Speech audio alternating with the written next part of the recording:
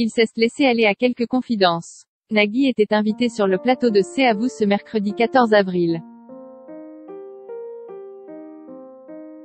L'animateur était venu pour évoquer son nouveau projet, une série intitulée L'école de la vie. Celle-ci traite de l'éducation nationale et de la difficulté du métier d'enseignant. Elle sera dévoilée le 21 avril prochain sur France 2. Un court passage a alors été diffusé et dans celui-ci, les professeurs se confient sur les méthodes qu'il emploie pour se faire respecter par les élèves.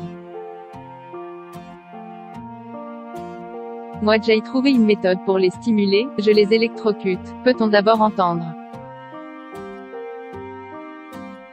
Face à la surprise de ses collègues, elle précise, je plaisante, c'est interdit. La personne à l'origine de cette réplique n'est autre que Mélanie Page, la femme de l'animateur. Très amusé, Nagui affirme ensuite, dans la vie, et les pires avant de préciser, oh mais j'aime ça. Une petite anecdote qui a beaucoup fait rire le plateau. Nagui et Mélanie Page sont un couple très fusionnel. Leur histoire a commencé à la fin des années 1990.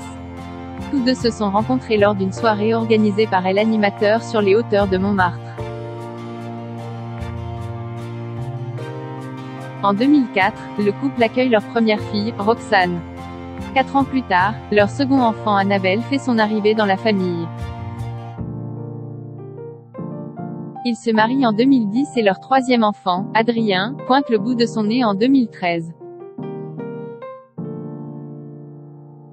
Depuis, les deux amoureux n'hésitent pas à afficher leur complicité sur les réseaux sociaux et à chacune de leurs apparitions publiques. Dans les colonnes de Télé 7 jours en janvier 2020, l'animateur de N'oubliez pas les paroles avait révélé, en plus d'être la femme de ma vie, la mère de mes enfants, c'est vraiment mon meilleur pote. Elle aime le foot, le rock, la pop, le spectacle. Elle m'a ouvert à d'autres formes d'art. Je ne pourrais pas me passer d'elle, avait-il confié. La série de Nagui. Nagui a pu compter sur sa femme Mélanie Page pour interpréter le rôle d'un professeur dans sa nouvelle fiction.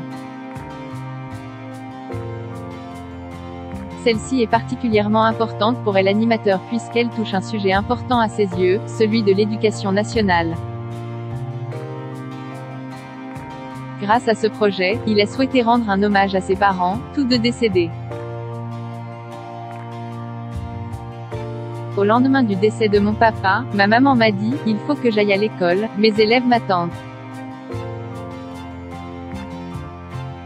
Voilà, c'est tout. Quel que soit le drame qui touche un prof continue de respecter sa mission et d'accompagner les enfants et de les écouter, a-t-il confié à Anne-Elisabeth Lemoine.